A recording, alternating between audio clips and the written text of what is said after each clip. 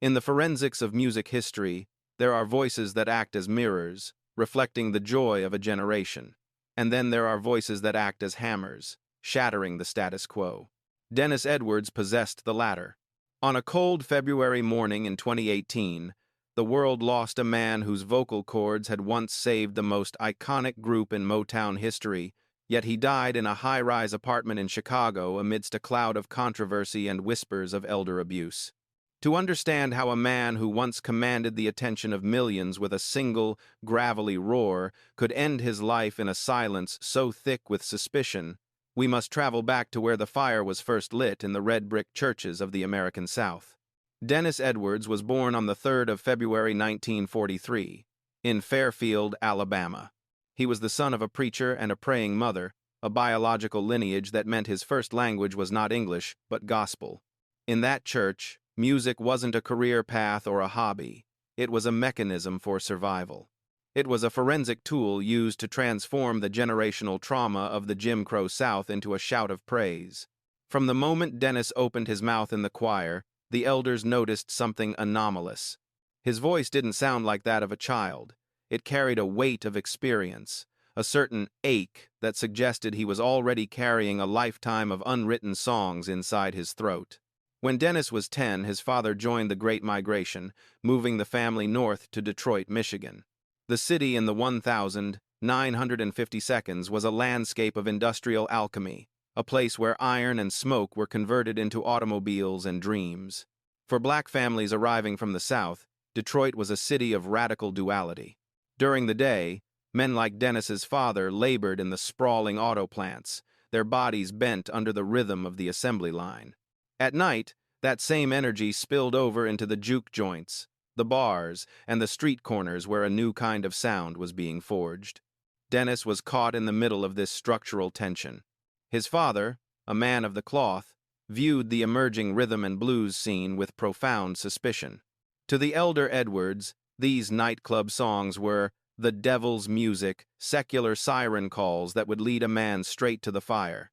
But the fire was already in Dennis's blood. He found himself mesmerized by Sam Cooke, the man who had famously bridged the gap between the pulpit and the pop charts. If Cooke could baptize secular music with the fervor of the church, Dennis believed he could too. After high school and a stint in the Army, Dennis returned to a Detroit that had been transformed into a musical empire. Berry Gordy had established Motown Records, and the house on West Grand Boulevard was becoming a manufacturing plant for legends. Dennis formed a local group called the Fireballs, playing smoky clubs where he sang with such intensity that he would leave the stage physically depleted. He wasn't just singing lyrics, he was testifying. One night, a member of the Funk Brothers Motown's legendary house band witnessed Dennis's performance. The forensic report he gave to Berry Gordy was simple. "You need to hear this kid. He's got thunder in his throat." Gordy, always a talent scout with a predator's instinct, signed Dennis to a retainer contract of $250 a week. But for 2 years, Dennis was a ghost in the Motown hallways. He watched Marvin Gaye, Smokey Robinson, and Diana Ross walk by, stars in full orbit, while he remained in the shadows, a voice too powerful for its cage, waiting for a vacancy in the sky. The wait was not wasted time. It was a period of forensic observation. Dennis studied the Motown machine, learning the choreography, the etiquette, and the precision required for stardom. He was a man in waiting, standing at the door of destiny. He didn't know yet that the group he would eventually lead, the Temptations, was on the verge of a nervous breakdown, and that his raw, Sunday morning energy was the only thing that could prevent the empire from crumbling. The boy from the Alabama church was about to become the lightning bolt that would strike Motown's greatest temple. In the forensic history of Motown, 1968 stands as a year of profound structural instability. The Temptations, the crown jewels of Berry Gordy's empire, were effectively a house divided. At the center of the storm was David Ruffin, the man whose glasses and soaring tenor had defined "my girl." But Ruffin was spiraling. Fueled by an ego that outpaced the group's collective identity and a mounting cocaine addiction, he had become a liability. He missed rehearsals, demanded the group be renamed David Ruffin and the Temptations, and frequently arrived at shows in a separate limousine. The Motown machine, which valued discipline above all else, was ready to excise the cancer. Dennis Edwards was the man chosen to perform the surgery. The call came like a lightning strike in a quiet room. One of the lead singers of the Contours had fallen ill while opening for the Temptations, and Dennis was tapped as the emergency replacement. He grabbed the microphone and unleashed a performance so volcanic that it rendered the headliner's set nearly anticlimactic. Otis Williams, the group's founder and forensic guardian of its stability, watched from the wings. He didn't just see a singer, he saw a solution. The transition, however, was fraught with psychological complexity. David Ruffin, in a moment of erratic clarity, actually pulled Dennis aside and told him, "They're going to replace me, man. You'd be perfect for the job." It was a chilling endorsement from a man watching his own professional execution. When the official invitation finally came, Dennis hesitated. He admired Ruffin's legacy, and the prospect of stepping into the shoes of a man who had become the face of black romance was daunting. But in the predatory landscape of Detroit's music scene, hesitation was a death sentence. Dennis said yes, and the transformation of the Temptations began. The first rehearsal felt less like a practice session and more like an exorcism. Otis Williams, Melvin Franklin, Eddie Kendricks, and Paul Williams, men who had perfected the art of synchronized soul, turned as one when Dennis sang his first line. The difference was immediate and forensic. Ruffin was silk and starlight. Dennis was leather and gravel. He brought a Sunday morning grit that hadn't existed in the group's previous recordings. His voice didn't just hit notes, it bit into them, carrying the weight of the Alabama church and the Detroit factories. This shift in vocal texture coincided with a shift in the cultural landscape. The world in 1968 was no longer interested in "my girl." The streets were burning, the Vietnam War was escalating, and the civil rights movement was mourning the assassination of Dr. King. The Temptations needed to evolve or become relics. Producer Norman Whitfield recognized this and utilized Dennis as his primary weapon. Together, they pioneered Psychedelic Soul. When the group recorded Cloud 9, the Motown hierarchy was terrified. The song dealt with drug use as an escape from poverty, a radical departure from Gordy's safe pop formula. But the forensics of the record were undeniable. It was a chaotic, multi-layered masterpiece that utilized Dennis's aggressive delivery to ground the experimental sounds. Cloud 9 didn't just succeed, it won Motown its first ever Grammy Award. Dennis Edwards had achieved the impossible. He had made the world forget, if only for a moment, the ghost of David Ruffin. Behind the scenes, however, the integration was not seamless. Dennis was a firebrand, proud, loud, and physically imposing. He moved on stage with a frantic, sweating intensity that bordered on the shamanic. Fans were mesmerized, but the older members of the group began to feel the same friction they had felt with Ruffin. Dennis was the center of gravity, and the spotlight followed him with a loyalty that created a subtle forensic resentment among his brothers. He was the man who saved the group, but he was also the man whose presence threatened the delicate balance of their five-part harmony. The era of the preacher's son had officially begun, and while it brought Motown its greatest acclaim, it also planted the seeds of a rebellion that would eventually leave Dennis standing alone in the rain. The arrival of Dennis Edwards in the Temptations didn't just change the group's lineup, it recalibrated the forensic DNA of Motown itself. By late 1968, the sound of young America was facing a crisis of relevance. The polished, tuxedo-clad romance of the early 60s was beginning to feel out of step with a nation fractured by the Vietnam War and the smoke of urban uprisings. Producer Norman Whitfield saw in Dennis the perfect vessel for a new, grittier direction. Whitfield wanted to move away from the Moon and June lyrics and into the Cloud 9 reality. Cloud 9 was a forensic departure from everything Motown stood for. It was a song about the desperate search for escape in the face of crushing poverty and systemic failure. When Dennis stepped to the microphone to deliver his lines, he wasn't just singing, he was testifying. His voice, raw, urgent, and thick with the grit of a Detroit winter, grounded the song's experimental, psychedelic production. He brought a sense of danger to the group. While David Ruffin had invited the audience to fall in love, Dennis Edwards dared the audience to look at the world as it actually was. The record was a seismic event, earning Motown its first ever Grammy Award and proving that soul music could be both commercially dominant and socially revolutionary. The era that followed was a masterclass in vocal power. Songs like I Can't Get Next to You, Ball of Confusion, and Runaway Child, Running Wild utilized Dennis's aggressive baritone as a rhythmic anchor. He had a unique ability to growl through a melody without losing the pitch, a technique that mirrored the frantic energy of the streets outside the studio. In the forensic study of his performances during this time, we see a man possessed. On stage, he would sweat through silk suits within minutes, his eyes wide and burning, his body jerking in syncopation with the brass section. He turned the stage into a pulpit, and his sermons were about the chaos of a generation. The pinnacle of this era, and perhaps the defining moment of Dennis's career, was the recording of Papa Was a Rollin Stone in 1972. The forensics of that recording session are legendary for their tension. Norman Whitfield pushed the group to their absolute limit, demanding a cold, detached, yet emotionally charged delivery. Dennis, however, was personally offended by the opening lyric, "It was the 3rd of September, that day I'll always remember, 'cause that was the day that my daddy died." In a chilling coincidence, Dennis's own father had passed away on the 3rd of September. Dennis initially refused to sing the line, accusing Whitfield of mocking his personal tragedy. The resulting argument was explosive, but Whitfield knew exactly what he was doing. He wanted that anger. He wanted that real-world pain. When Dennis finally relented and stepped into the booth, he channeled all that resentment, grief, and defiance into the track. The result was a haunting 3 Grammy-winning masterpiece that remains one of the greatest achievements in the history of recorded sound. Dennis's performance on that track isn't just a vocal. It's a forensic document of a son's struggle with the ghost of his father. By the early 1970s, the Temptations were no longer just a singing group.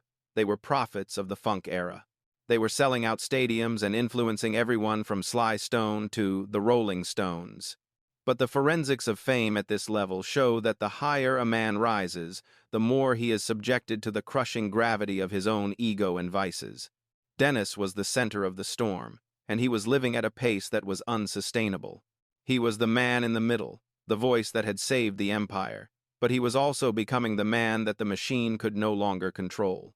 The spotlight began to create a structural rift within the group.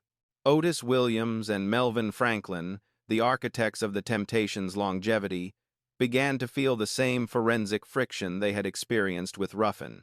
Dennis was becoming Hollywood, spending his nights in high-stakes social circles and his days in the grip of the emerging drug culture of the 70s.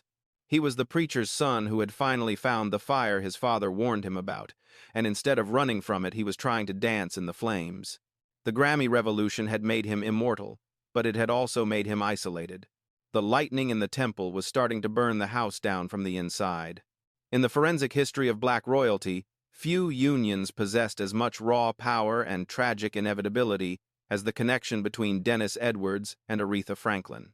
By the early 1970s, they were the twin pillars of Detroit's musical soul. Both were products of the church, raised in the shadow of the pulpit, and both had crossed the forbidden line into secular music to become icons.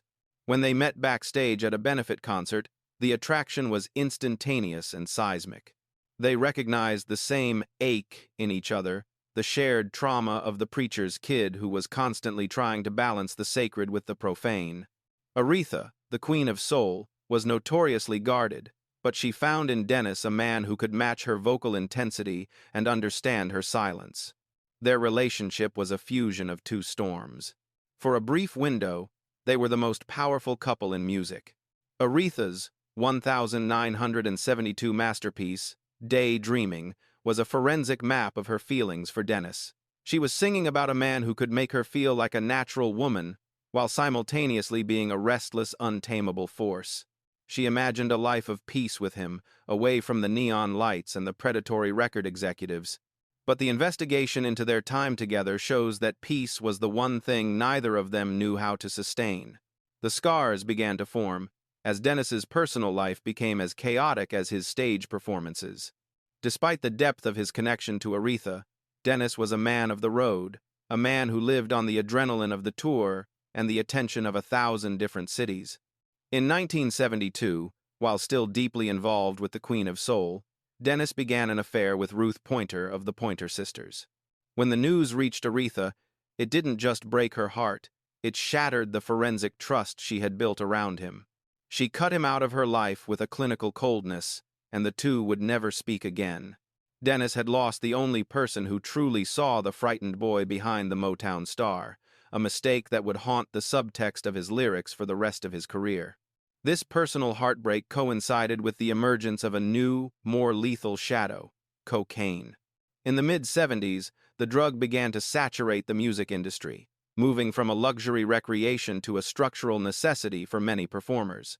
For Dennis, cocaine offered an illusion of control and an escape from the crushing weight of his fame.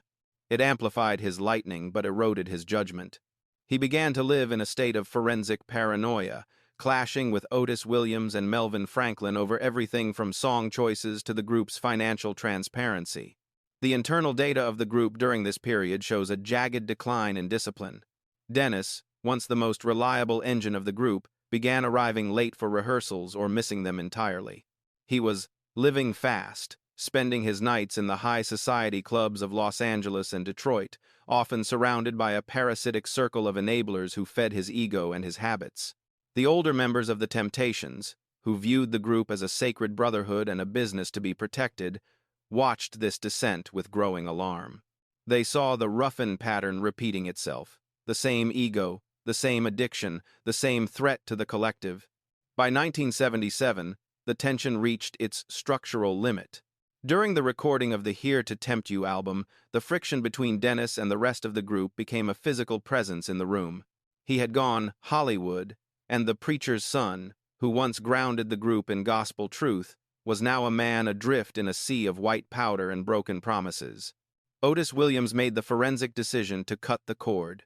For the first time, Dennis Edwards was fired from the Temptations. The silence that followed his departure was devastating. Dennis found himself alone in a mansion that felt like a museum of his former glory.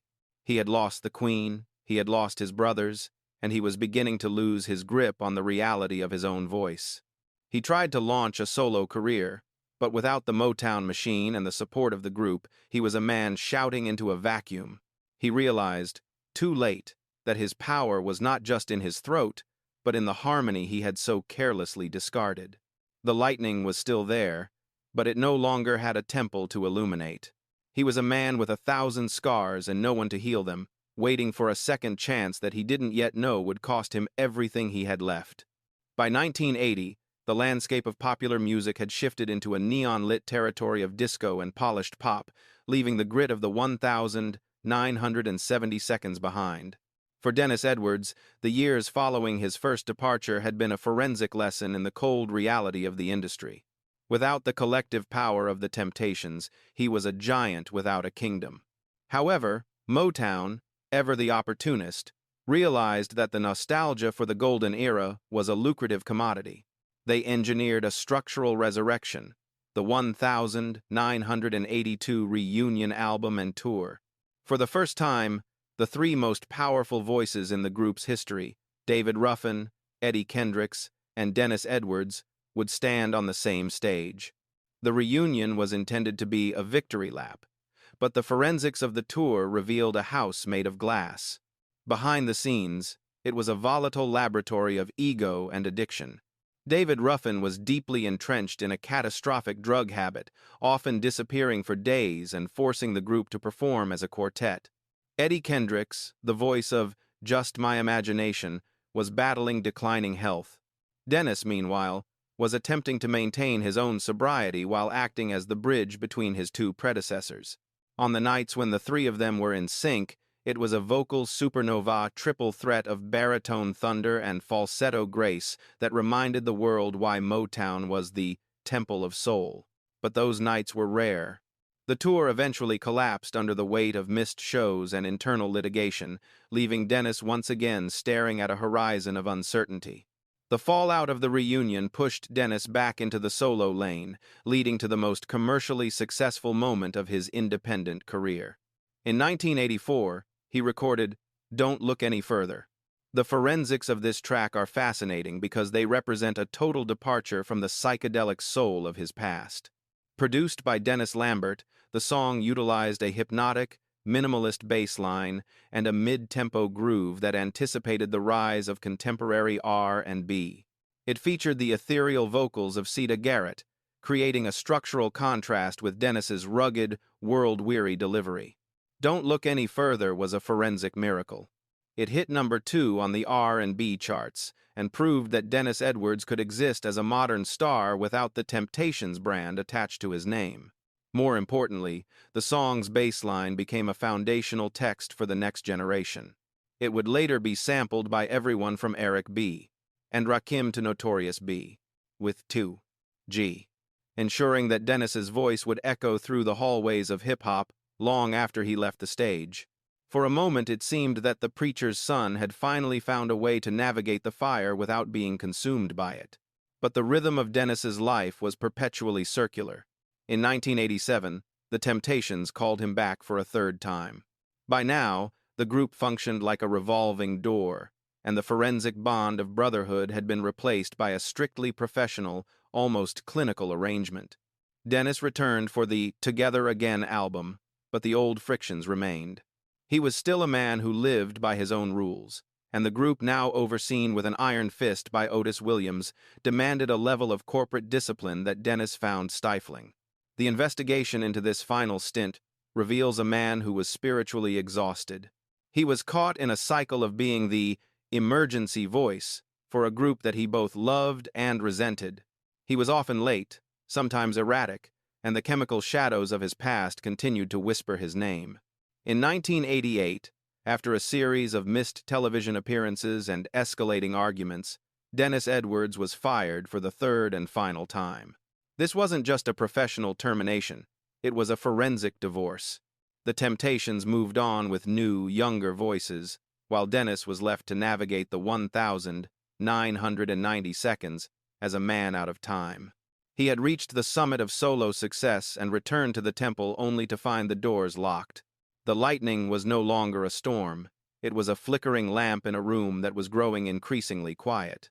He was a survivor, but the cost of that survival was the realization that he was now a ghost of his own greatness, wandering the casino circuits of America, searching for the echo of a thunder he could no longer create. The final act of Dennis Edwards' life was a stark, forensic departure from the stadium lights and silk suits of his youth. By the mid-2010 seconds, the lightning in the temple had begun to flicker under the physical toll of a life lived at maximum velocity. After years of touring with The Temptations Review, Dennis settled in Louis, Missouri, attempting to find a quiet rhythm. But in 2017, the forensics of his health took a jagged turn. He was diagnosed with meningitis and acute, devastating inflammation of the membranes surrounding the brain and spinal cord. The man who had once danced with a shamanic intensity was now confined to a hospital bed, his movement restricted, his world shrinking to the size of a sterile room. Seeking better medical care, his wife, Brenda Edwards, moved him to a luxury high-rise on Michigan Avenue in Chicago. But the investigation into his final months suggests that the move didn't bring peace. It brought a toxic kind of isolation. As Dennis grew more frail, a structural wall began to form around him. Family members and old Motown colleagues later claimed that they were being systematically kept away from the singer, unable to verify his condition or offer support. For a man who had lived his life in the roar of the crowd, the silence of that Chicago apartment was becoming a forensic red flag. The situation reached a breaking point in early 2018. An anonymous tipster contacted the Illinois Department on Aging, triggering an elder abuse investigation. The details that emerged from the subsequent court filings were nothing short of harrowing. An adult protective services investigator alleged that Dennis, bedbound and immobile, was being subjected to physical torture. The most chilling allegation claimed that Brenda Edwards had attempted to suffocate her husband by holding his head face down on the bed. Further reports suggested that his hearing aids had been taken away, effectively stripping the preacher's son of the one thing he needed to navigate the world: sound. When the caseworker finally gained access to the apartment on the 3rd of January 2018, the forensics of the encounter were disturbing. Dennis, though frail, was lucid enough to express fear. He told the state investigator that his wife was trying to harm him. This wasn't a one-time claim. Earlier medical records from Northwestern Memorial Hospital noted that Dennis had exhibited odd, paranoid thoughts, claiming that his wife and medical team were trying to kill him. This created a complex forensic puzzle. Was Dennis the victim of a targeted, predatory abuse, or was he suffering from the neurological delusions often associated with advanced meningitis and heavy medication? The state of Illinois chose to believe the former. On January 12, an emergency protection order was filed, and Dennis was removed from the home and placed under the care of a local hospital. Brenda Edwards was ordered to stay away from her husband. She vehemently denied the allegations, characterizing the claims as an orchestrated smear campaign and insisting that her husband's paranoia was a medical symptom, not a reflection of reality. She maintained that she had cared for Dennis for 18 years, with nothing but love and devotion. The investigation was set for a definitive court hearing on the 2nd of February 2018. The truth was supposed to be adjudicated in a room of law and evidence. But the forensics of destiny intervened one day early. On the 1st of February 2018, just 48 hours shy of his 75th birthday, Dennis Edwards took his final breath. The court hearing was vacated, leaving the allegations of abuse hanging in the air like an unresolved cord. The Cook County Medical Examiner's Office eventually ruled that Dennis died of complications from meningitis, finding no physical evidence of external abuse during the autopsy. Legally, Brenda was cleared, but the forensic damage was done. The man who had saved the Temptations with his thunderous voice had died amidst a cacophony of accusations and family infighting. He had spent his life singing about the ball of confusion, and in his final hours, he was living inside of one. The boy who had started in the Alabama church, seeking nothing but the chance to be heard, had passed into the great silence, leaving behind a legacy that was as brilliant as it was haunted. The spotlight had finally gone out, but the investigation into the heart of the man was only just beginning. In the final forensic accounting of Motown's history, Dennis Edwards occupies a unique and irreducible space. He was the man who survived the shadow of a legend to become one himself. When he was laid to rest in St. Louis, the pews were filled with the survivors of a golden-era men and women who had built the soundtrack of the 20th century. But as the speakers played the haunting opening bass line of "Papa Was a Rollin Stone," it became clear that Dennis hadn't just left behind a collection of hits. He had left behind a new standard for vocal truth. The legacy of Dennis Edwards is not found in the scandals or the tragic silence of his final days, but in the unbreakable voice that remains captured on vinyl. He was the primary architect of the transition from the Classic 5 era of the 1,960 seconds to the gritty, socially conscious landscape of the 1,970 seconds. He proved that a soul singer could be a preacher, a revolutionary, and a flawed human being all at once. The forensics of his influence are visible across the modern musical spectrum. When we listen to the raw, unpolished energy of contemporary artists like The Weeknd or Anderson, Pac, we are hearing the echoes of the lightning that Dennis first struck in Detroit. Perhaps his most enduring contribution is the bridge he built between soul and hip-hop. The 1,984 solo hit "Don't Look Any Further" was more than a comeback. It was a prophecy. By providing the rhythmic foundation for some of the most iconic records in rap history, Dennis ensured that his voice would remain a permanent resident in the headphones of a generation that never saw him perform in a silk suit. He managed to transcend the oldies circuit and remain a foundational element of the urban soundscape. Ultimately, Dennis Edwards was a man of the spirit, both in the sense of the church and the whiskey-soaked reality of the road. He never chased the clinical perfection of the studio. He chased the feeling of a live testifying. He understood that a crack in the voice could be more honest than a perfectly hit note. He once stated that he simply wanted to be remembered for singing the truth, and the forensics of his discography suggest he achieved exactly that. As the thunder of his baritone rises again in the great Motown choir, alongside David Ruffin and Eddie Kendricks, the ball of confusion finally resolves into harmony. Dennis Edwards was the preacher's son who found his pulpit on the world stage, and though he died in a silence thick with questions, his music remains the ultimate answer. He was the voice that would never die, a storm that refused to be stilled, and a man who turned his own scars into a symphony for the world. Rest in power, Dennis. The temple is quiet now, but the lightning remains.